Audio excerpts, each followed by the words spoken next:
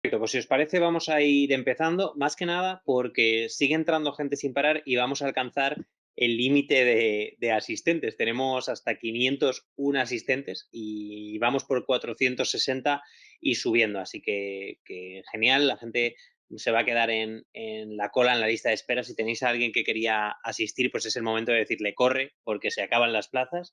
Y la verdad es que nos ilusiona muchísimo que cada día haya más gente que se conecta a esta iniciativa del Seguro No Se Para. Una iniciativa, lo cuento todos los días, pero que al final hoy cambio un poco porque me he dado cuenta de que lo que intentamos hacer es poner un poco de certeza en la incertidumbre, ¿no? Si algo ha provocado esta crisis sanitaria, desde luego es incertidumbre. Ayer hablábamos de una, que es todo el mundo a trabajar a su casa y ahora qué, básicamente, y hoy vamos a hablar de otra y mañana hablaremos de otra y la semana que viene seguiremos hablando de otra, ¿no? Porque al final es verdad que intentamos tocar distintos temas, no siempre relacionados con el COVID-19, ¿no? Pero la realidad es que lo marca todo, cambia todo y no sabemos todavía si en el futuro, si lo que salga de aquí va a ser nuevo, va a ser distinto o va a ser igual que lo que había hasta este momento, ¿no? Bueno, yo soy Fernando Carrusco, que no me he presentado, director de Marketing e Innovación de Inese. Hemos alcanzado ya el límite de asistentes, así que muchísimas gracias a todos, 501 asistentes ahora con gente en lista de espera, que ya nos están llegando correos para en cuanto uno se vayan irán entrando los demás. Así que de verdad, muchas gracias por este apoyo, esta iniciativa que montamos en Inese en tiempo récord para compartir, para eso, para intentar sacar un poco de luz ante la incertidumbre reinante, porque es verdad, el sector está lleno de incertidumbres desde la parte más legal, la parte más técnica, que quizás es donde nos vamos a sumergir hoy, hasta la parte más soft, como hablábamos ayer, del teletrabajo. Al final lo decíamos el primer día, ¿no? Afecta, tiene un componente empresarial, tiene un componente organizacional que también se maneja en esa incertidumbre, tiene un componente entre los propios trabajadores con muchas interrogantes y con muchas cuestiones, y también tiene un componente personal, el hecho de lo que nos toca de cerca, ¿no? Y vamos a intentar, por lo menos, insisto, dar un poco de luz, poner un poco de certezas ante esta situación, sobre todo con ese objetivo que repito todos los días y que no me voy a cansar, y vamos a poner todo nuestro ímpetu y toda nuestra ilusión por conseguirlo, que es que el seguro no se pare, que esta crisis sanitaria no nos impida coger más fuerza, coger carrerilla para salir reforzados y para construir un sector más fuerte, ¿no? Y hablando de incertidumbre, hoy vamos a tratar un tema donde la incertidumbre casi es la palabra que domina el tema en cuestión, ¿no? Porque es uno de los que tiene más incertidumbres que certezas. Mira, ya que se le ha escuchado, aprovecho y le presento ya a nuestro ponente, José Antonio Muñoz. Hola, José Antonio. Buenos días o tardes ya, o noches, porque Ahí, como estamos encerrados la mayoría ya no distinguimos. total, es como un casino de Las Vegas, básicamente. Exactamente. Tal cual.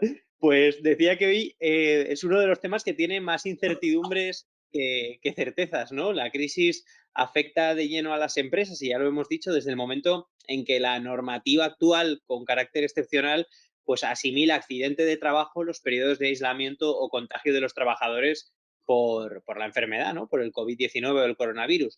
Una de las coberturas precisamente que empieza a crear dudas y que veíamos cuando estábamos preparando esta iniciativa es precisamente la de la responsabilidad civil patronal, la de RC patronal, porque al final se abre un abanico de situaciones, en algunos casos muy novedosas para el sector, en otros casos que todavía no sabemos muy bien por dónde, pues cómo van a salir, ¿no? Y para ello hemos querido traer pues a una de las personas que más sabe de RC patronal, a José Antonio Muñoz, abogado y director de Muñoz Arribas Abogados, y además ya sabéis que Muñoz Arribas Abogados es un despacho especializado en RC y que además tiene un equipo de abogados especialistas precisamente en prevención de riesgos laborales y en RC patronal. Vamos a intentar que José Antonio, en base a su experiencia, que insisto, es muy vasta y es un auténtico experto en este tema, y es un lujazo tenerle con nosotros, pues va a hacer una fotografía de esa situación de la RC patronal prepandemia, de cómo llegábamos hasta aquí y ahora cómo ha afectado, y vamos a ver si lo que sabemos de momento de cómo podemos salir de esta situación, que sea reforzados, insisto, que por lo menos ya podamos hacer algo para prepararnos de todo lo que viene, porque por desgracia no parece todavía que hayamos alcanzado el pico y por lo menos nos deben quedar un par de semanas o 3 más mínimo, ¿no? Entonces vamos a ver qué pasa en estos días de cambio de un día para otro que no sabemos, bueno, pues eso, que cambia la situación prácticamente a diario, ¿no? Entonces, José Antonio, de nuevo, muchas gracias por estar con nosotros. Es un lujazo, lo repito y no me canso, y todo tuyo. Pues muchísimas gracias.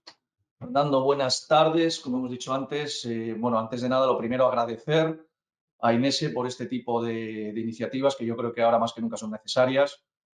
Lo segundo, recordar, porque creo que ahora mismo es necesario pues, que recordemos a la gente que está afectada, a la gente que está peleando en un lado y en otro. Yo creo que ya estamos en un nivel en el que casi todos, de una forma u otra, ya estamos afectados a nivel personal, ya sea con amigos, familiares, etcétera. Por lo cual sirva también este recordatorio. Y lo tercero, antes de empezar, me gustaría una nota de optimismo. Quiero empezar siendo optimista. Y os digo por qué. Porque esto es el sector asegurador, ¿vale? Y el sector asegurador es el sector que normalmente soporta en sus espaldas, y más en España, todo este tipo de cosas. Es un sector fuerte. A mí me llama la atención desde un punto de vista favorable y positivo como sector asegurador. Lo del teletrabajo, pues no le suena raro porque como lo lleva haciendo años, como lo de tener que soportar económicamente parte de la carga no le parece raro porque ya soportó la última crisis, como un sector que recordemos tiene más del 6% o que supone más del 6% del Producto Interior Bruto de este país, ha manejado todo este tipo de situaciones y eso yo creo que dentro de lo que es nuestro sector, que es el sector asegurador, nos tiene que hacer ser optimistas, ¿de acuerdo? Es un sector muy fuerte, es un sector cuya fortaleza a veces es donde tiene el pecado, como luego veremos, a nivel de juzgados, pero yo creo que hay que ser optimistas. Bueno, cuando Inés se organizó este webinar y nos pareció, nos pidió este tema, nos pareció interesante, pero claro, por otro lado nos surgía la duda de qué podríamos decir, ¿no? Porque ahora mismo la situación normativa, y hablo de normas, en algunos sectores roza, bueno, roza no, ha entrado absolutamente en el caos, ¿vale? Antes lo comentábamos a micrófono ¿verdad? Cerrado, como algunas de las normas que voy a citar o algunos de los procedimientos que voy a citar han tenido hasta 4 cambios en apenas 15 días. Y en algunos casos para decir una cosa y luego decir lo contrario. Es la situación, es lo que hay y esto nos va a llevar a muchos problemas, ¿no? Es más, hay más incertidumbres que certezas. Como decía Fernando, hay que intentar dar certezas, ahora es muy complicado. Ahora creo que hay más incertidumbres de certezas. ¿Qué quiero hacer? Pues mira, nos gustaría empezar con una fotografía de cómo estaba la responsabilidad civil patronal antes del coronavirus, luego pasar al análisis de la normativa aprobada hasta el momento, que vamos a ver básicamente 3 cuestiones, no más, y luego para terminar con una serie de reflexiones o análisis de la posible respuesta que pueda dar el sector asegurador si es que hay respuesta, que tampoco lo sé, ¿no? Respecto a la fotografía actual, y para que nos hagamos una idea, y creo que es un dato llamativo, en el 2002 hubo 950.000 accidentes de trabajo en España, de los cuales 11.700 fueron graves y 1.104 mortales. Con la llegada de la crisis, el volumen de accidentes de trabajo cae brutalmente, hasta el punto de que en el 2016 pasan a ser de 950.000, como os he contado antes, a 490.000. En el 2017 ya estamos en 468.000 y de ellos 3.657 graves y 496 mortales. Y se ve una curva descendente, ¿no? Curva descendente que empieza a subir de nuevo en el 2018, donde ya con la recuperación económica volvemos a 617.000 accidentes, de los cuales graves casi 4.000 y mortales casi 600. No estamos todavía en las cifras del 2002, 2003, que fueron las cifras superiores, más con mayor actividad, pero ya hemos subido y viene el 2019, que son los últimos datos que tenemos del Ministerio de Trabajo. Ya nos plantamos en casi 650.000 accidentes, de los cuales graves ya superan los 4.000 y mortales los 600. ¿Qué quiero decir con esto? Que en estas situaciones de crisis, y ya veremos que algo que creemos que traerá esta situación de crisis es la desaparición de empresas, hay una parte mala, que es la que luego veremos, que es este incremento que va a haber de reclamaciones derivadas de accidentes de trabajo o responsabilidad civil patronal por el coronavirus, pero me temo que va a haber un descenso realmente elevado de los accidentes de trabajo porque va a haber un descenso de la actividad empresarial. Por cierto, eso llevará también un descenso de las primas, para que no vamos a engañar. Curiosamente, y es importante este dato, como luego veremos, no todo accidente de trabajo va a llevar a una reclamación. De hecho, la media de accidentes que tienen acta de infracción de trabajo, acta de la inspección de trabajo, que es la que a nosotros nos va a dar la pauta luego para saber que nos van a poder reclamar o no, está en torno al 30%. Y además, este porcentaje suele ser el mismo todos los años. El 31% en el 2012, el 32% en 2016, baja al 29% en 2017, es decir, estamos en torno al 30%. Y procedimientos que se inician en los juzgados por accidente de trabajo, curiosamente, son muy pocos. El estudio que hizo en su momento el Consejo General del Poder Judicial hablaba de un 9%, es decir, solo el 9% de los accidentes que se producen en España acaban de una forma u otra judicializados, ¿vale? ¿Qué es un accidente de trabajo? Un accidente de trabajo, para el que no lo sepa, aunque creo que es bastante conocido, lo tenemos definido en la Ley General de la Seguridad Social, en su artículo 115. Es la lesión corporal que el trabajador sufra con ocasión o consecuencia del trabajo que ejecute por cuenta ajena. Luego veremos que ha habido una ampliación a los autónomos, etcétera, ¿no? Pero bueno, como cuestión general es esta, ¿no? Para que tenga la consideración de accidente de trabajo necesitamos que sufra una lesión corporal, entendiendo por toda lesión, daño, detrimento corporal causado por herida, golpe o enfermedad. Luego la enfermedad ya la tenemos aquí, si se fuera a declarar accidente de trabajo, ¿vale? Y ojo, porque se asimilan a las lesiones corporales las secuelas físicas o psicológicas. Algo que también creo que tendremos que tener en cuenta, como luego veremos. Y luego, segundo, que existe una relación de causalidad directa entre la lesión y el trabajo. ¿Dónde estamos viendo nosotros los accidentes de trabajo hasta este momento? Pues en dos jurisdicciones, en la penal y en la social, ¿no? La mayoría de los que nos dedicamos a defender compañías de seguros y a defender procedimientos derivados de accidente de trabajo, es decir, del arce patronal, son las dos jurisdicciones en las que estamos. La responsabilidad penal, lo que nos encontramos es que suele tener una defensa relativamente razonable.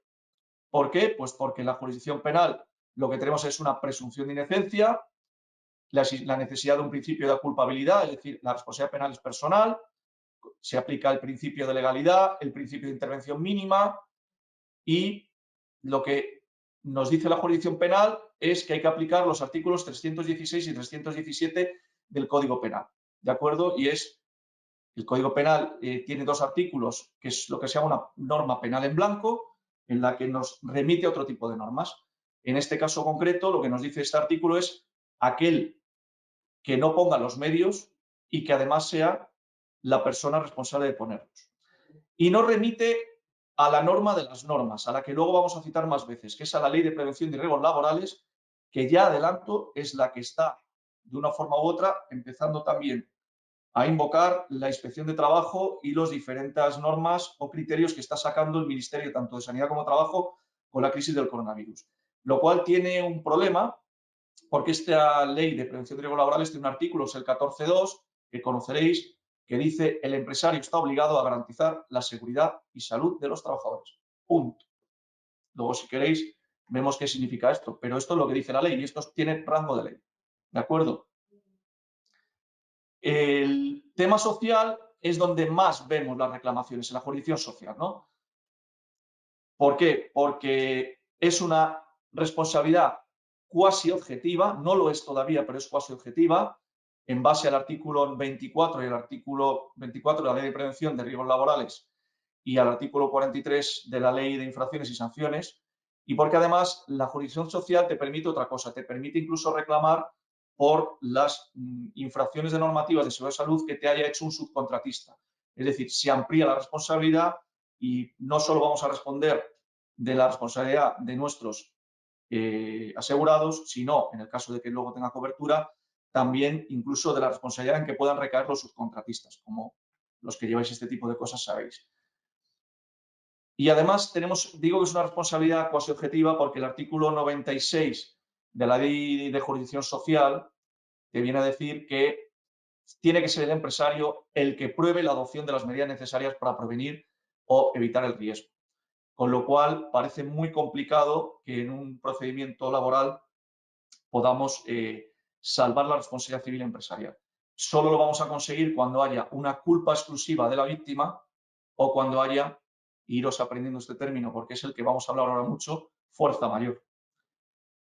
Además, nos encontramos en la jurisdicción social con una cuestión que nos va también a servir para lo que luego vamos a hablar, y es los efectos positivos de la cosa juzgada. Como sabéis, desde el año 2006 el Tribunal Supremo emite una serie de sentencias, la primera de 13 de abril, en la que dice, oiga, mire, si ya tenemos una sentencia y luego lo amplía, o una declaración administrativa en la que hay unos hechos probados y en los que esos hechos probados dice que el empresario es culpable, ya no quiero que vuelva usted a juzgar esto. Lo único que usted tendrá que juzgar en la jurisdicción social es la cantidad que le va a pagar. Pero a los efectos de la responsabilidad empresarial, si existe ya un acta y este acta es firme, si existe ya un recargo de prestaciones y este es firme, ya no hay más que hablar. Interesante por lo que luego veremos también, ¿no? Entrando en lo que creemos que va a pasar, pues bueno, y aquí entramos en las incertidumbres. Después de ver esta fotografía general, la preocupación que yo creo que no tenemos que tener las aseguradoras y en general el sector asegurador es lo que los anglosajones llaman, no recuerdo en inglés, la traducción sería la danza de abogados, ¿no?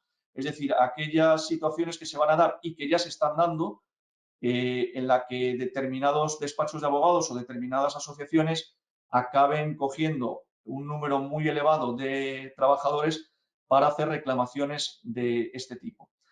No es nada nuevo, tenemos los Arriaga, con absoluto respeto lo digo, ¿no? Como despacho conocido, y al día de hoy ya existen, que yo conozca, 2 asociaciones de pacientes por coronavirus. Es decir, ya hay abogados trabajando para las reclamaciones al sector sanitario y al sector asegurador del sector sanitario, ¿eh? Ya sea en acción directa, ya sea a través de la responsabilidad patrimonial de la Administración. En consecuencia, no parece arriesgado decir que podríamos tener también algo parecido en la RC patronal. ¿Dónde creemos que se van a articular las reclamaciones por coronavirus? Hombre, creemos que la vía social. Parece que la vía penal no es la adecuada o no es la fácil para los trabajadores. Primero, por el tipo de reclamación. Una de las cosas, dentro de las incertidumbres que estamos hablando, ¿no? Que parece decirnos desde el punto de vista científico este coronavirus es que vamos a tener 2 tipos de reclamaciones. Reclamaciones muy bajas, es decir, por los días de baja, o más elevadas por fallecimiento. Pero no es este tipo de infección, por lo que parece al día de hoy, insisto, no parece que vaya a causar incapacidades permanentes, etcétera. Es decir, vamos a tener muchas reclamaciones de 4, 5.000, 6.000 euros y luego reclamaciones por fallecimientos, ¿no? ¿Por qué también la jurisdicción social? Porque es más proclive. Es decir, la jurisdicción social, como sabéis, tiene un principio que es el principio pro operario, es decir, siempre a favor del trabajador. Y por experiencias anteriores, conocemos cómo ha mirado la jurisdicción social, toda modificación, toda crisis, es decir, siempre ha sido a favor del trabajador. Y en consecuencia, esto, como es conocido, yo creo que hará que se lleve la jurisdicción social este tipo de reclamaciones, ¿vale? Vale, entonces, bien, tenemos una fotografía, tenemos lo que creemos que va a pasar. Bueno, ¿cuándo va a haber responsabilidad de los empresarios? Luego ya veremos si como aseguradores vamos a cubrir o no esta responsabilidad de los empresarios. Pero lo primero que tendremos que determinar es, ¿pero realmente va a haber responsabilidad de los empresarios en un caso como el que nos ocupa? Lo primero que tenemos es el famoso Real Decreto que con carácter excepcional asimila accidentes de trabajo a los periodos de aislamiento o contagio. Pero ojo, que lo hace exclusivamente para la prestación económica de la incapacidad temporal. Y lo dice además de forma taxativa. Oiga, esto es un accidente de trabajo, pero exclusivamente para la prestación económica de incapacidad temporal. ¿De acuerdo? No dice que esto tenga otras consecuencias. Ya veremos luego cómo lo van a hacer los jueces. Pero la realidad es que la declaración de accidente de trabajo del contagio de una persona trabajadora, con independencia de dónde se haya contagiado, de cuál haya sido la causa, etcétera, porque no nos dice que se haya contagiado en el trabajo, nos dice cualquier persona trabajadora. Es decir, basta con estar dado de alta a los efectos del reconocimiento de la prestación económica de incapacidad temporal. Es indiferente cuando te hayas contagiado, ¿de acuerdo? Es indiferente, insisto. Y se hace solo a estos efectos. ¿Esto qué significa? Que per se esta declaración no determina imputación de responsabilidad ninguna al empresario, ni por supuesto al seguro. Pero ¿qué va a ocurrir cuando el trabajador afectado o sus causavientes consideren que la conducta del empresario no ha sido lo diligente que debiera? Bueno, lo primero va a ser, como siempre, una cuestión de prueba. Pero la declaración de accidente de trabajo me temo que ya la tenemos, a los efectos de la póliza, como luego veremos. Con independencia, insisto, de cuál haya sido el origen, como hemos visto. ¿Y qué pasará cuando nos pidan la aplicación de esta cobertura? Bueno, pues sin perjuicio de que, como luego voy a ver, podríamos estar ante lo que el sector asegurador conoce como evento extraordinario o de fuerza mayor, lo que tendríamos que saber es qué significa ser diligente en estos tiempos de incertidumbre. ¿Y la diligencia que nos la da? Pues nos la tiene que dar la administración. ¿Y cómo lo está haciendo? A través de una serie de normas que nosotros para nuestros clientes vamos enviando, yo creo, los lunes y los miércoles, no recuerdo ahora, y que deben de estar ya hartos porque, claro, es que estamos enviando decenas de normas, etcétera, porque sobre todo en dos sectores como es el industrial y el de la construcción. Pero vamos a ver tres normas aquí porque temporalmente no podemos ver más, que son las más generales y que estoy llamando normas, pero que no lo son. Y que son interesantes además desde el punto de vista temporal. ¿Por qué? Porque yo no creo que pueda ser igual la reclamación de un caso de coronavirus que se declare y que dé unas consecuencias antes del sistema de alarma, por ejemplo, que posteriormente. Y ahora explicaré por qué. Y porque además podemos ver cómo la administración ha ido, perdonadme esta expresión, asustándose conforme pasaba el tiempo a través de estas normas. La primera norma, o la que nos norma, insisto, el primer documento que en su día nos llama a todos la atención es la guía para la actuación en el ámbito laboral en relación al nuevo coronavirus, que publica el Ministerio de Trabajo y que además lo publica curiosamente porque se lo piden los sindicatos y empresarios al unísono, debe ser de las pocas cosas que hacen a la vez. Se publica el 4 de marzo. No tenemos estado de alarma. Ese día solo hay 160 afectados, solo hay 3 fallecidos en España. Si uno hace un esfuerzo o hace un ejercicio que a mí me parece súper interesante, porque además es interesante para saber cómo está pasando el tiempo, entrar en la hemeroteca de cualquier diario del 4 de marzo. Si entráis en la hemeroteca de cualquier diario del 4 de marzo, la preocupación ese día es, y por este orden más o menos, lo bien que ha jugado el Madrid contra el Barça, que le ha ganado 2-0, goles de Vinicius y de Mariano, que van a venir tifosis y a ver si van a traernos esto del coronavirus desde Italia, que, oye, es que hay convocadas una serie de congresos, manifestaciones, a ver si esto va a estar bien.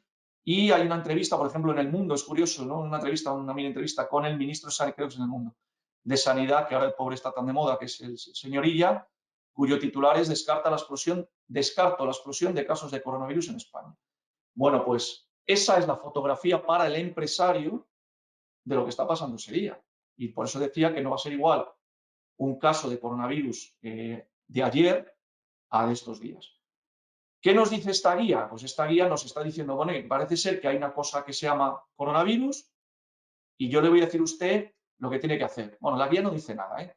La guía lo que deja es en manos del empresario las decisiones y le dice, o usted autónomamente o a través de su servicio de prevención, propio o ajeno, si es propio obviamente lo está tomando usted, va a tener que adoptar las medidas que considere adecuadas, y no nos dice cuáles son, y que sean preventivas de carácter colectivo individual y que cada caso sean pertinentes, de acuerdo con su evaluación de riesgo, en función del tipo de actividad que usted tenga y de las características concretas de la actividad que usted realice. Esto es lo que dice, ¿vale? No dice más. Lo que dice es lo deja en el aire. Bueno, pues haga usted lo que considere que debe hacer. Además dice que debe ser restrictivo, es decir, que no se vuelva usted loco. Por ejemplo, dice, usted implante teletrabajo. Dice, pero siempre que sea porque no le quede otra y siempre con carácter restrictivo. Insisto, 4 de marzo, estamos a 31, ¿eh? Estamos a 31. Pero hace algo que ya empieza a preocuparnos, ¿no? A los que nos dedicamos a esto. Y es, bueno, en todo caso, ya sabe usted que tiene usted un artículo 21 de la ley 31/95, la ley de prevención de riesgos laborales, y ya le digo a usted que la tiene que cumplir, ¿eh? Y usted lo que dice esta norma, que dice, oiga, que cuando alguien esté expuesto a un riesgo grave e inminente, informe lo antes posible acerca de la asistencia a este riesgo y adopte las medidas necesarias para que ese riesgo, de una forma u otra, no se materialice. Y es más, si tiene usted que interrumpir su actividad y abandonar inmediatamente el lugar de trabajo, lo hace. Pero claro, no nos está diciendo cuándo es este riesgo, no lo sabemos. Y luego, para terminar, dice, ponga usted a disposición de las personas trabajadoras el material higiénico necesario y adopte usted protocolos de limpieza. Esto es lo que dice esta primera guía que se publica el 4 de marzo, ¿no? Para que los empresarios sepan si están actuando negligentemente o no. Esto y nada es lo mismo, en mi opinión, pero bueno, sí que da unos criterios generales.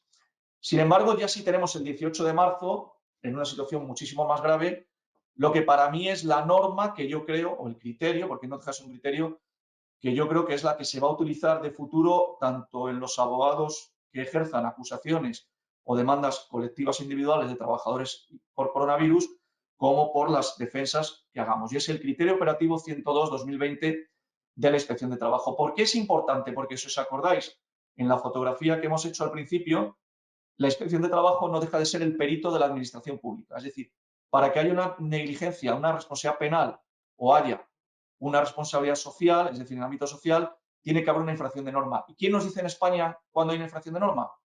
La Inspección de Trabajo. En consecuencia, esta norma, este criterio objetivo sí que es importante. Y lo es por eso, porque es la Inspección de Trabajo, es decir, quien nos está diciendo, oiga, esto es lo que tiene usted que hacer o dejar de hacer. Este criterio empieza a enumerar un montón de normativa general aplicable, pero se para en un Real Decreto que los tramitadores de siniestros, mi consejo es que os lo aprendéis de memoria porque lo vais a oír mucho, que es el Real Decreto 664-1997 de 12 de mayo. Es el decreto de protección de los trabajadores contra la exposición de agentes biológicos en el trabajo. Y es importante porque este decreto establece medidas de seguridad de obligado cumplimiento para el empresario. ¿De acuerdo? Y ya nos dice la Inspección de Trabajo, no hace falta que haga una norma porque ya la tenía. ¿Por qué la tenía? Porque en el anexo 2, categoría 2 de este Real Decreto, aparece un bichito que dice que está dentro de los agentes biológicos contra los que hay que proteger, que se llama coronavirus, porque el coronavirus no es una cosa nueva. Como sabéis, no deja de ser una familia de virus, que hay bastantes y que este es otro más.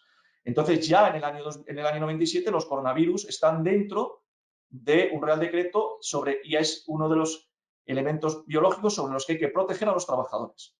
Es curioso porque, pero claro, esto ya os lo digo a modo de anécdota, que el coronavirus está en la categoría 2. La categoría 2 es aquel que puede causar una enfermedad en el hombre y suponer un peligro para los trabajadores, pero que no es probable que se propague la colectividad y que normalmente tiene tratamiento eficaz. Yo creo que no es este el caso, pero bueno, en ese momento lo que teníamos de coronavirus eran estos, por eso está. Ojo, porque este criterio de la Inspección de Trabajo va a remitir otro documento que luego lo vamos a ver, que es el de procedimiento de actuación para los servicios de prevención de riesgos laborales. Y estos dos documentos conjuntos son los que se están enviando, los que se deberían enviar a los empresarios para saber si están actuando o no de forma diligente respecto de esta pandemia, ¿no? Distingue este criterio de la Inspección de Trabajo dos puestos de trabajo, ¿no? Primero, los puestos de trabajo en los que existe riesgo de exposición profesional y los que no existe riesgo de exposición profesional. Es decir, ya nos está separando dos tipos de actividades, ¿de acuerdo? Y ya nos dicen, los de exposición profesional son los de asistencia sanitaria, laboratorios y trabajos funerarios. Lo que pasa es que, insisto, como esto está creciendo tanto en el tiempo y está habiendo tanta modificación, ¿podemos tener una interpretación extensiva a otros sectores? En mi opinión, sí. Yo creo que con toda seguridad se va a hacer una interpretación extensiva de estos puestos de trabajo a sectores como el de la policía, medios de seguridad y alguno más. Es decir, aquellos que tienen que estar trabajando obligatoriamente y pueden estar expuestos. Para estos puestos de trabajo en los que existe riesgo de exposición profesional, no dice nada más la Inspección de Trabajo de aplíquese sin más el Real Decreto. Es decir, si usted tiene algún tipo de actividad que es de esta, usted no me cuente rollos. Tiene un Real Decreto, me lo aplica usted. Es un Real Decreto bastante exigente respecto a la seguridad, ¿eh? Y para los puestos de trabajo que no impliquen riesgo, que son la inmensa mayoría, ¿qué hacemos? Pues nos dice, oiga, usted lo que tiene que hacer es dos cosas. Primero, esté atento a las medidas de seguridad que aprueba el Ministerio de Sanidad, literalmente pone esto. Es decir, uno tiene que estar atento y estas medidas que nos están variando todos los días, pues tenemos que estar atentos. Y en otro caso, le reitero que se vaya usted al procedimiento de actuación para los servicios de prevención de riesgos laborales, ¿vale? Que ahora vamos a ver. Es decir, ese otro documento que, como os decía, está íntimamente relacionado con este. ¿Cómo va a actuar la inspección? Porque lo dice. Oiga, ¿yo cómo voy a actuar como inspección de trabajo? Pues ya les digo, en las empresas A, es decir, aquellos en las que haya un posible riesgo de contagio por exposición profesional, es decir, los del Real Decreto, dice literalmente voy a actuar conforme a criterios comunes, como lo hacía antes, que no sabemos cómo es. Y en el resto, pues mire, va a depender de las denuncias o comunicaciones que puedan presentarse. Pero ya le digo una cosa, ya le voy a adelantar una cosa, dice la inspección. No le voy a aplicar el Real Decreto, es decir, no voy a ser tan estricto, ¿vale?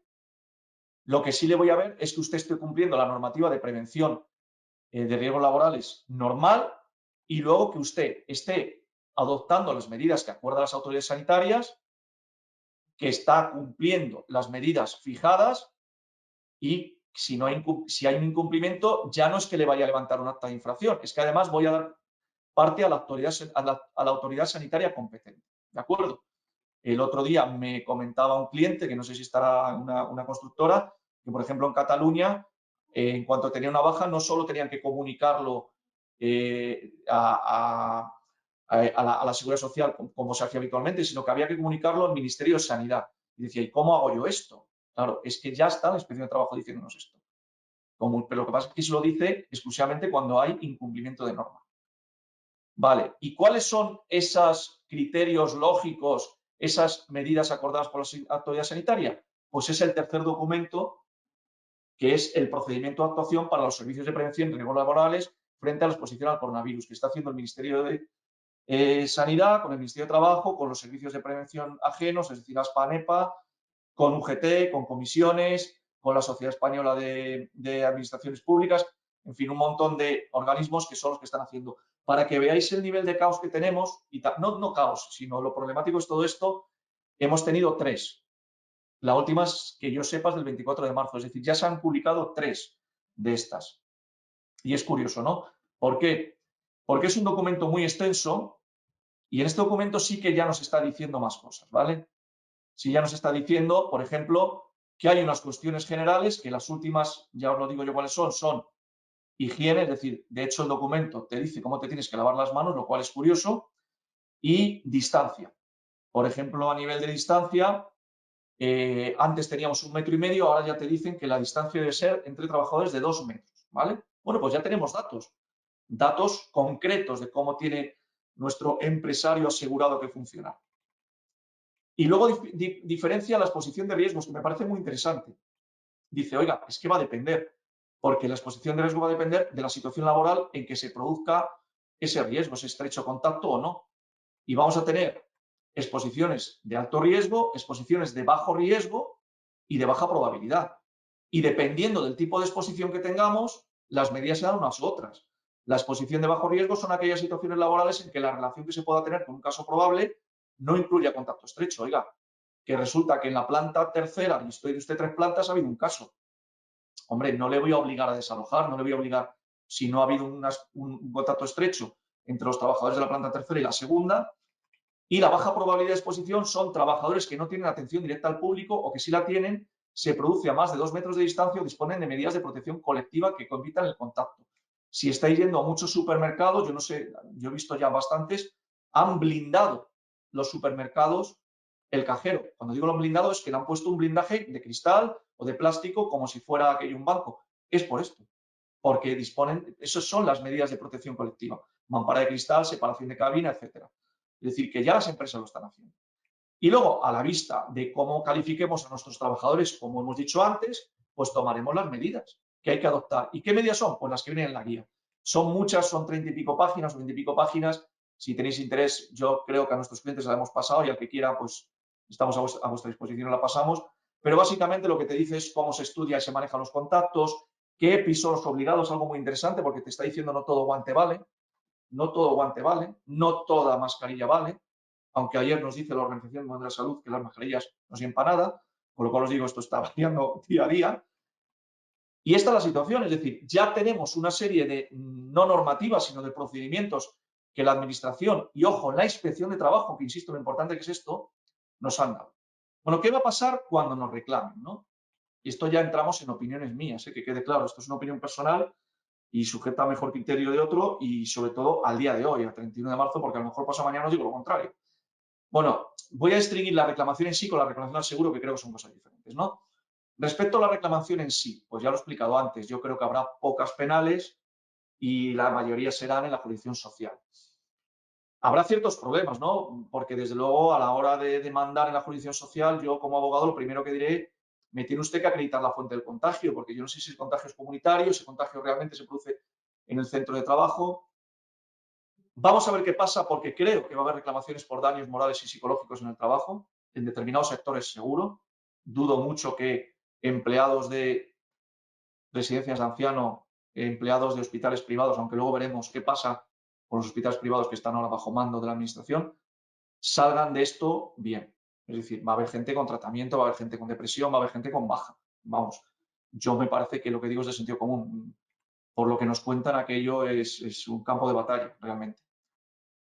¿Y qué vamos a hacer nosotros para defendernos? Pues básicamente lo que vamos a decir es, pues mire, va a depender de la reclamación, pero lo primero que vamos a alegar siempre va a ser, hombre, estamos ante un evento extraordinario, un tema de fuerza mayor y lo que tantas veces decimos en las enfermedades profesionales, por ejemplo, tema de silicosis, etcétera, y dependerá del estado de la ciencia cuando yo lo conozco. Si esto, insisto, ocurre el 8 o 9 de marzo, oiga, es que el 9 de marzo el estado de la ciencia, y entiéndase por estado de la ciencia, mi Ministerio de Sanidad me está diciendo que aquí no pasa nada. Luego, ¿a mí qué me está contando? ¿A mí qué me está contando? Si ocurre el día 31, es decir, hoy ya estamos en otro estado de la ciencia. Lo segundo es la obligación de medios y es que, claro, yo llego hasta donde llego, llego hasta donde llego, pero hay cosas que no puedo hacer. El riesgo previsible, era previsible este riesgo. La posibilidad de cumplimiento. Hay un cliente del despacho, una constructora, que la semana pasada me llamaba, una gran constructora, y nos decía que la policía, y además les parecía lógico, se había plantado en su almacén donde tienen para todas las obras a nivel nacional, que son muchas, todos los EPIs y se había llevado todas las mascarillas, lo cual está muy bien, pero recuerdo que las obras han estado abiertas hasta este viernes. Y me decía el encargado de prevención de riesgos laborales, que me imagino que estará conectado, ¿qué hago, José Antonio? Porque tengo que dar mascarillas a los trabajadores, pero no hay mascarillas en el mercado. No las hay. ¿Qué cierro las obras? Es decir, estos problemas son los reales, los que vamos a tener. Y luego nos van a aplicar de verdad estrictamente el 14.2 de la Ley de Prevención de Riesgos Laborales, como hemos dicho antes. Usted, mire, como carácter general, proteja a su trabajador. Esto es lo que hay. Me quiero detener 2 minutos en fuerza mayor. Código Civil dice que fuera de los casos que fuerza mayor es fuera de los casos expresamente mencionados en la ley en los que así se declare la obligación, nadie responderá de aquellos sucesos que no hubieran podido preverse o que fueran inevitables. ¿La que nos dice la jurisprudencia? Hombre, que se tiene que dar los requisitos acumulativos además de imprevisibilidad e inevitabilidad. Es decir, no tiene que haber culpa ninguna, ojo con esto, con quien invoca la fuerza mayor. Es decir, si yo invoco la fuerza mayor, no tengo que tener nada de culpa. Ha de acreditarse que esa fuerza mayor me ha impedido cumplir con las obligaciones asumidas y además debo actuar de buena fe y en todo caso adoptar las medidas necesarias. Y de hecho la jurisprudencia social también habla de la fuerza mayor. La fuerza mayor dice que es aquel evento de tal naturaleza que no guarde relación alguna con el trabajo y que se realiza en el momento que el trabajo se realiza en el momento de sobreviene el accidente. Luego, ¿estamos en fuerza mayor? En mi opinión, sí. En mi opinión, sí. Y el seguro. Bueno, antes de nada, habría que detenerse primero, aunque esto es de RC patronal, en las pólizas que cubren indemnizaciones por convenio colectivo o mejoras voluntarias. Porque, claro, aquí no necesaria culpa, aquí basta con la calificación de accidente de trabajo. A ver, la incidencia va a ser menor porque, como os hemos dicho antes, este tipo de seguros suele cubrir incapacidades permanentes y fallecimientos. Y aquí incapacidades permanentes, al día de hoy, con el estado de la ciencia, como lo sabemos, parece que no va a haber muchas. Os he puesto un ejemplo, que es el del convenio con la construcción de Madrid 2019, que en su artículo 45 viene a decir que se indemniza tanto por enfermedad como común por accidente de trabajo, pero claro, es que la cuantía es el doble en el segundo caso, en el caso de accidente de trabajo. Y si nos vamos a la definición que tiene la póliza de este convenio colectivo de qué se entiende por accidente, atención, cuando sea declarado por el organismo público competente. Pues aquí ha sido declarado, aunque como hemos dicho antes, decía exclusivamente. ¿Y qué hacemos con la responsabilidad civil? Y con esto vamos terminando. Pues con la responsabilidad civil habría que ver lo primero, ¿qué definición tenemos? Mira, yo he cogido una definición de RC patronal que es la habitual, cada póliza tiene la suya, y es que lo que se indemniza son los daños a empleados del asegurado y dentro de los límites pactados por reclamaciones de daños personales y sus consecuencias debidos a accidentes de trabajo por los cuales el asegurado o las personas que él dependan resultan responsables civiles, ¿no? Esto es lo que se suele decir en las pólizas. Algunas pólizas ya sabéis que tienen además incluido contratistas, subcontratistas, cedidos, etcétera, ¿no? Y tenemos exclusiones. Por un lado, los daños corporales que no sean consecuencias de accidente de trabajo, el incumplimiento voluntario de las normas de seguridad, que es una exclusión que no se suele dar, y las enfermedades profesionales. Y este es un poco el campo en el que nos movemos. Claro, ¿qué vamos a alegar nosotros?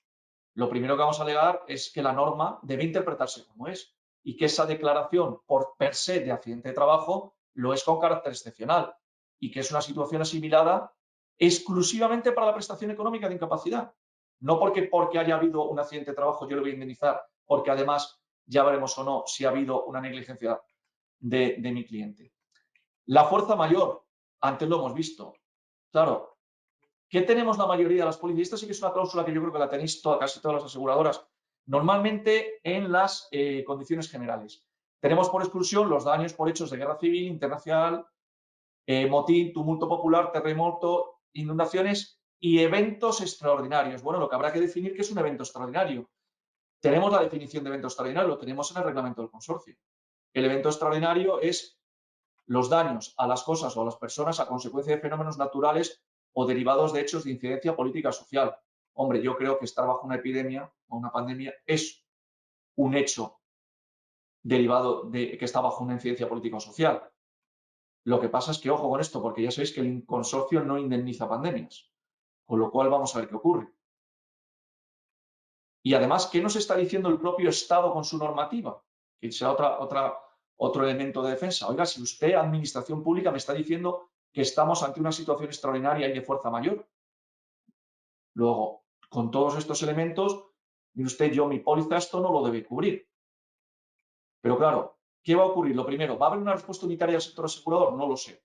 O cada uno va a ir por su lado. Y ya no hablo de la diferencia que va a haber entre la interpretación que hagan los brokers y las aseguradoras de esta, que ya sabemos que no va a ser la misma muchas veces.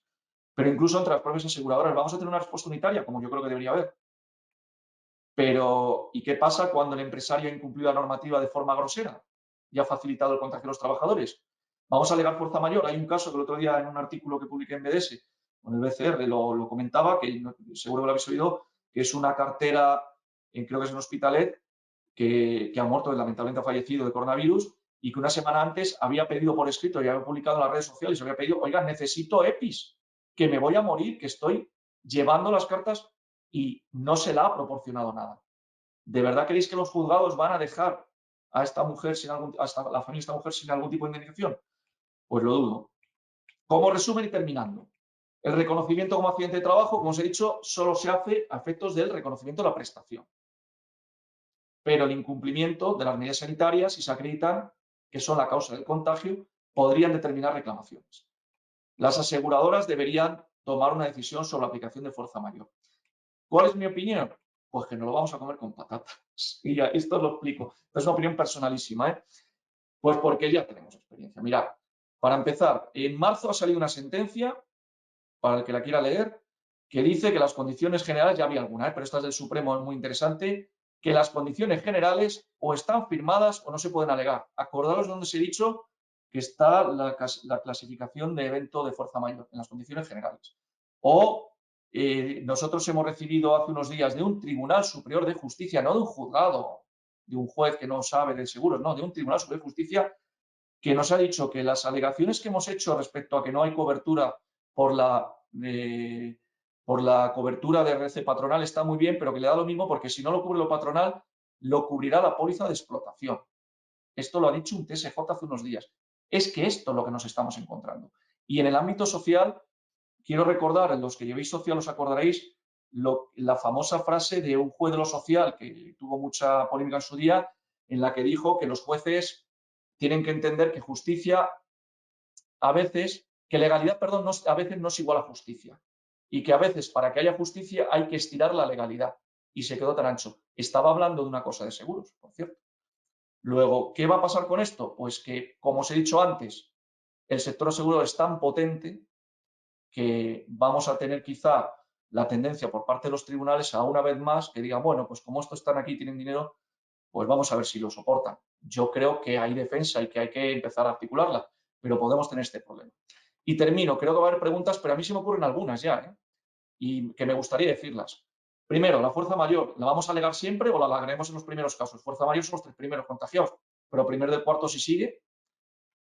Y si ante la avalancha de reclamaciones patrimoniales al Estado que se prevén por mal funcionamiento de la administración sanitaria, etcétera, y como parece la administración va a decir, oiga, si esto es fuerza mayor, si lo hace la administración, ¿lo podremos hacer nosotros? ¿Podremos obligar o podemos alegar la obligación de medios al estilo de la red sanitaria o nos aplicarán estrictamente la ley de prevención de riesgos laborales? Y aquí hay cosas que ya son más llamativas. ¿Qué pasa con aquellas empresas cuya actividad se haya modificado por imperativo legal? Es decir, aquellas empresas que el Estado les ha dicho, donde estabas fabricando A, pasas a hacer B. ¿Podremos alegar que el objeto nuestro del seguro o la actividad era otra, si será el caso?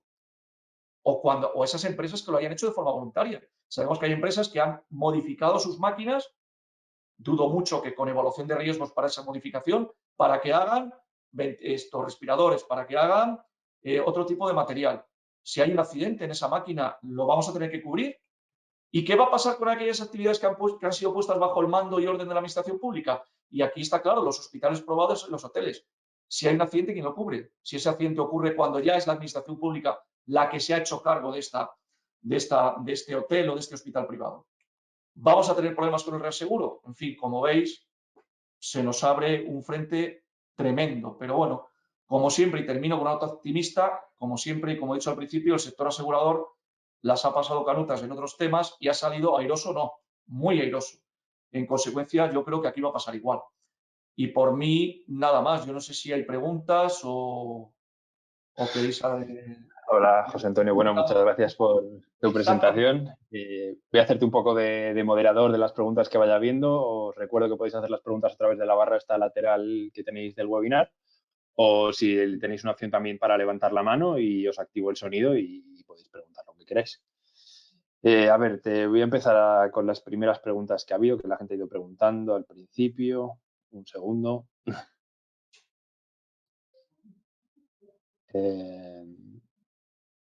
Te preguntan, ¿se puede delegar la exclusión de fuerza mayor por RC patronal? Parece complicado. Se puede negar, has dicho. ¿Se puede alegar exclusión de fuerza mayor en la RC patronal? A ver, yo lo veo complicado. Yo ya os he dicho que creo que hay que hacerlo, porque creo que hay que hacerlo, pero lo veo complicado. Pero también creo que no todos los casos van a ser iguales, como os he dicho. Para mí es importante el hito temporal, es decir, para mí sí que creo que cualquier contagio que se dé en el ámbito laboral antes del estado de alarma, hombre, mire usted, es que esto yo no lo conocía, esto es un evento para mí absolutamente desconocido. Y en cuanto a la fuerza mayor, sí que hay actividades donde es imposible cumplirlo. Lo que pasa es que, ¿qué es lo que ocurre? Que nosotros tenemos una ley de prevención de riesgos laborales tan maximalista en sus normas, es decir, que baja tan poco, porque ya sabéis que bueno, esto habría que explicar cómo es la normativa de prevención de riesgos laborales en España, es una normativa piramidal donde tenemos la ley de prevención de riesgos laborales arriba y donde esa ley de riesgos laborales lo que hace es establecer pautas generales y luego se va bajando por sectores, por actividades, etcétera. Claro, es que tenemos un artículo que dice el empresario responde de la salud de sus trabajadores y es una ley.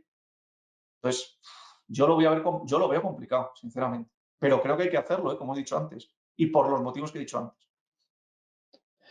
Vale, otra pregunta. ¿Se puede extender un poco en cuanto a negocios expropiados temporalmente por la administración, como los hoteles, hospitales?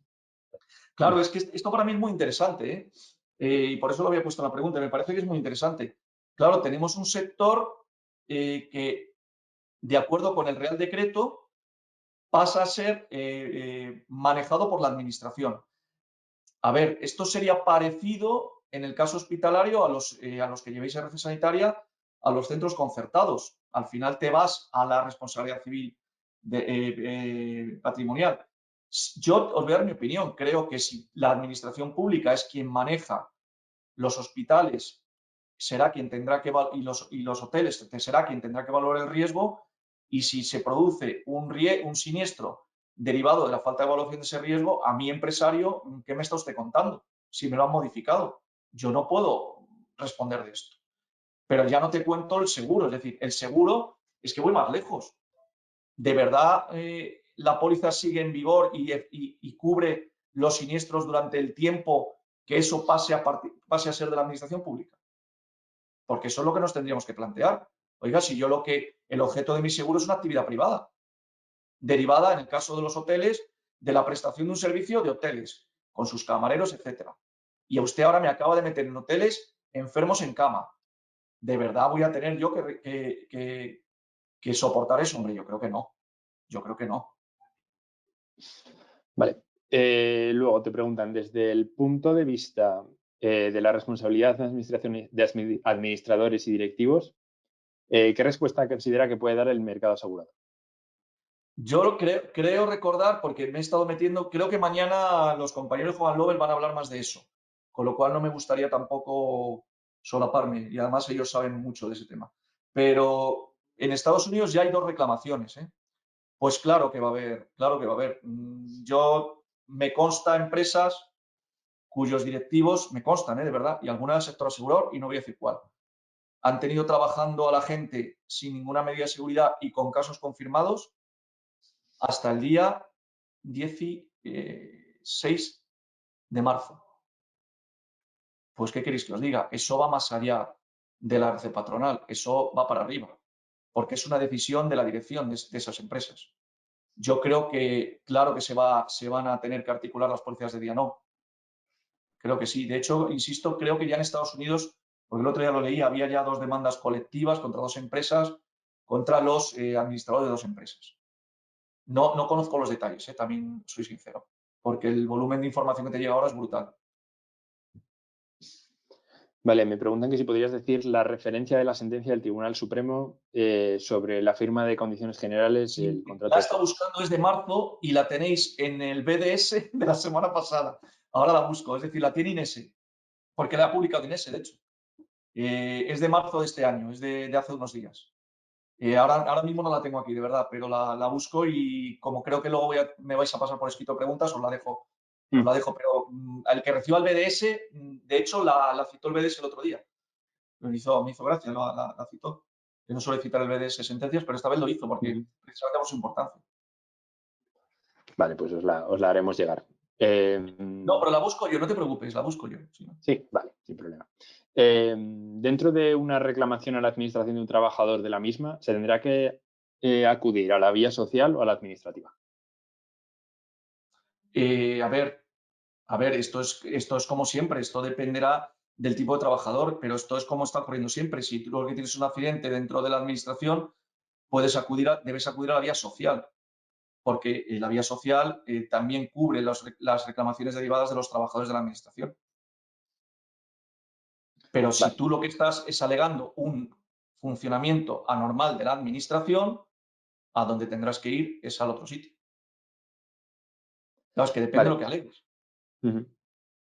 Te preguntan también si las entidades sociales que trabajan con personas con discapacidad tienen consideración de sanitarias. No lo sé, pero me dice el sentido común que sí. Me dice el sentido común que sí. Pero no lo sé, honestamente. Bueno, y en su caso, ¿a quién debe oponer la fuerza mayor? ¿Al asegurado o al reclamante? A los dos. Claro, si os fijáis antes, lo que he dicho es que aquí hay una doble defensa. Es decir, nuestro asegurado, lo normal es que si recibe una reclamación, alegue la fuerza mayor. Y nosotros vamos a alegar esa doble fuerza mayor, la fuerza mayor del propio asegurado como elemento exonerador de la responsabilidad de nuestro asegurado y en consecuencia de la nuestra, pero luego además le vamos a decir, oiga, es que además no hay cobertura. ¿Por qué? Porque esto es fuerza mayor. Lo estamos llamando igual, pero si queréis, por llamarlo de otra forma, vamos a llamarlo nosotros desde el sector asegurador evento extraordinario, porque no coincida la palabra. Los dos, claro. Es que son cosas diferentes. Es decir, yo lo que digo es que el empresario, lo más normal es que para defenderse, en muchas ocasiones alegue la fuerza mayor. Diga, oiga, de acuerdo con la jurisprudencia, esto para mí es absolutamente nuevo. Yo no he podido evitarlo, pero luego nosotros también lo vamos a alegar desde el punto de vista del concepto del mundo asegurador. Vale. Si se considera un accidente de trabajo, entonces el ramo de los accidentes de trabajo también se verá perjudicado gravemente. Perdona, no te he oído, discúlpame. Que si estos accidentes se consideran accidentes de trabajo, ¿se verá afectado también el ramo de accidentes? No entiendo la pregunta. Es como me la han planteado. No sé, Jordi Echevarría, si quieres levantar la mano y hacer la pregunta a través del micrófono, estoy pendiente de ti para volver a repetirla. Si quieres, voy pasando a otra. Sí. ¿Prevé impacto en las empresas de servicio de prevención ajeno? ¡Oh, ni te cuento! Mira, además nosotros en el despacho es uno de los grandes campos de trabajo, trabajamos mucho con ellos y además tengo que decir que se están matando a trabajar los pobres ahora mismo, pero literalmente matando a trabajar. Pero aquí ha ocurrido además una cosa, y esto lo cuento muy rápido por el tiempo, y que ya estamos hablando de accidente de trabajo, y esto es de lo que yo digo. La primera semana nada más de decretarse el estado de alerta, en el mundo de la construcción, en las constructoras, nos hemos encontrado con que las constructoras decían que tenía que irse a la obra los servicios de prevención decían que se tenían que paralizar las obras y los colegios profesionales de los coordinadores de seguridad y salud decían que se tenían que paralizar las obras, ¿vale? ¿Qué ha ocurrido con esto? Que, por ejemplo, muchas constructoras dijeron, sí, yo paro la obra, pero ya le adelanta a usted que le voy a reclamar daños y perjuicios derivados de la paralización de la obra. Con lo cual, perdóname la expresión, recularon algunos colegios profesionales y recularon también algunos servicios de prevención. Y además yo creo que tenían razón en este caso, es una opinión personal mía, las constructoras, porque el riesgo que aparecía era un riesgo no inherente a la obra, que es el que te tiene que hacer paralizar la obra, sino inherente a la salud. Y como era inherente a la salud y no a la obra, lo que tenías que implantar es lo que luego ha hecho la inspección, implantar estas medidas. Pero ¿qué es lo que ocurre? Que como no deja de ser un servicio de prevención, de tener una relación contractual con el empresario, recordar que de acuerdo con la normativa de prevención de riesgos laborales que hay en España, el empresario siempre responde, con independencia de que tenga subcontratada la prevención con un servicio de prevención ajeno. Es decir, es responsable. Otra cosa es que luego podrá repetir contractualmente todo aquello que tenga que pagar. Y de hecho es una casuística que en el despacho vemos mucho. Es decir, muchas, por no decir gran parte de las reclamaciones que vemos contra los servicios de prevención no son de los trabajadores, son de las empresas. Porque entienden, oiga, usted no hizo bien su trabajo y, en consecuencia, como a mí me han levantado un acta o como yo he tenido que pagar esto, ahora se lo repito. Pues claro que les va a afectar y muchísimo. Y luego, además, por una cosa, porque estos pobres tienen un seguro obligatorio con un límite de 1.800.000, creo recordar. Entonces, si queréis os lo explico. Va a aparecer un seguro con un límite de 1.800.000. Bueno, ¿para qué vas a ir a...? Aunque insisto, aquí yo creo que las demandas van a ser de poca cuantía, pero bueno, ¿para qué te vas a complicar si ya lo tienes ahí? Vale, voy a dar el turno a gente que tiene la mano levantada. Por ejemplo, Yolanda Cruz, si quieres hablar, tienes el micro libre. Hola, buenas tardes, José Antonio. Muchas gracias por tu ponencia, ha sido excelente. No oigo absolutamente nada, me temo. Te oímos como muy de lejos, Yolanda. Muy de lejos, no he oído nada, perdonadme.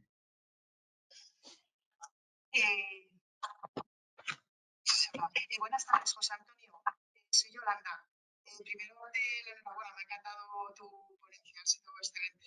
Quería preguntarte, ¿las cancelaciones por coronavirus? Nada, Yolanda, de verdad, no lo Yolanda, oigo. te oímos muy mal, sí. He oído lo principio, pero ahora ya no te oigo otra vez. Yo no sé si de otra forma, a lo mejor. No sé si, a ver si puedo ahora. A ver, venga. Ahora un poco mejor, sí.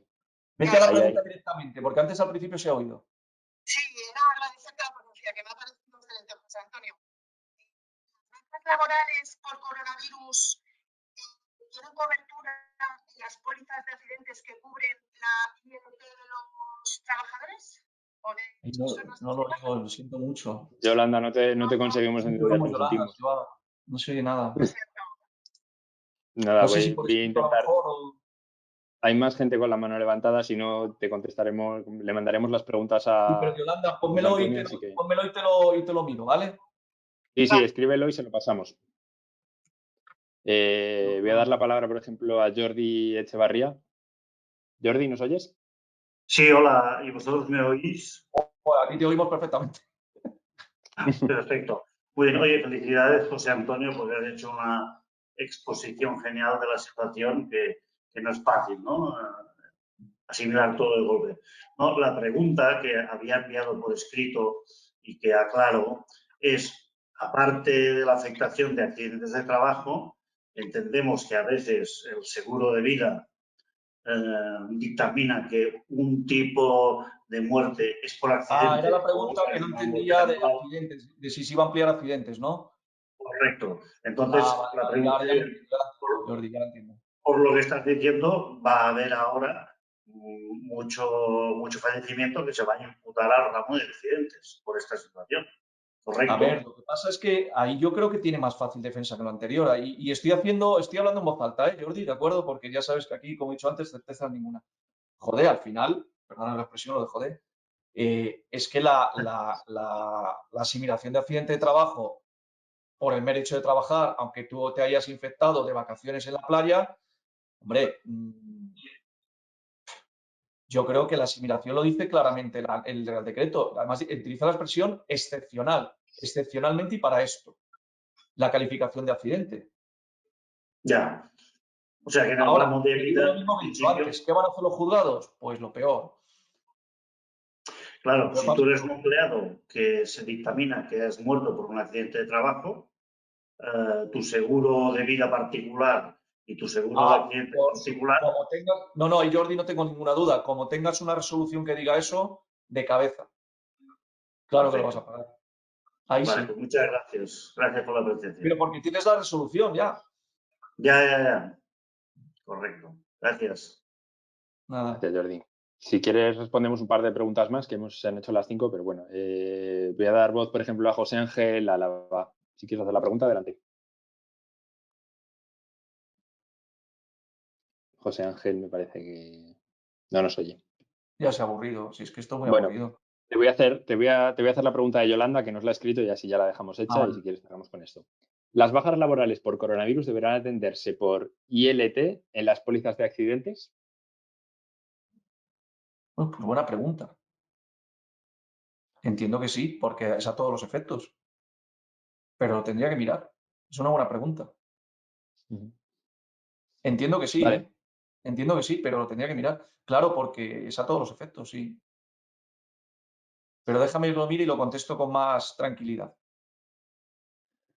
Vale, bueno, si queréis vamos a terminar. La gente me está preguntando si van a poder ver el vídeo más adelante y tal. O sea, la cosa es confirmaros que sí. Mañana no sé si por la mañana o por la tarde, pero a todo el mundo que se ha inscrito le enviaremos el vídeo porque sabemos que ha habido gente que se ha quedado fuera con el límite de 500. Había muchísimos inscritos y os volvemos a mandar el vídeo. Os mandaremos en cuanto las tengamos las respuestas de José Antonio a las preguntas. Habéis hecho muchas preguntas, pero bueno, responderemos a todas las que sean posibles. Y yo creo que nada más. Si quieres despedirte, José Antonio. Sí, bueno, gracias y pedir cierta paciencia y sobre todo ser indulgentes porque, como os he dicho, hay cosas que he dicho hoy que a lo mejor pasado mañana no mantengo.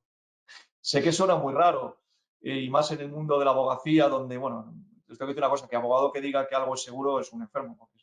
No es así, pero bueno, pero que os quiero decir que yo creo que jamás, y yo tengo ya mi edad, que no voy a decir, había vivido una situación de indefinición como la que estamos viviendo ahora. Sinceramente, nunca. Y esto, claro, pues nos va a traer muchísimos problemas a todos los niveles. Y habrá que estudiar, señores, y trabajar mucho, que es lo que hay que hacer, como siempre. Nada más y muchas gracias a todos. Pues muchísimas gracias, José Antonio. Lo dicho, os mantendremos informados, os mandaremos el vídeo, responderemos a todas las preguntas posibles y muchísimas gracias por vuestra atención. Gracias, hasta luego.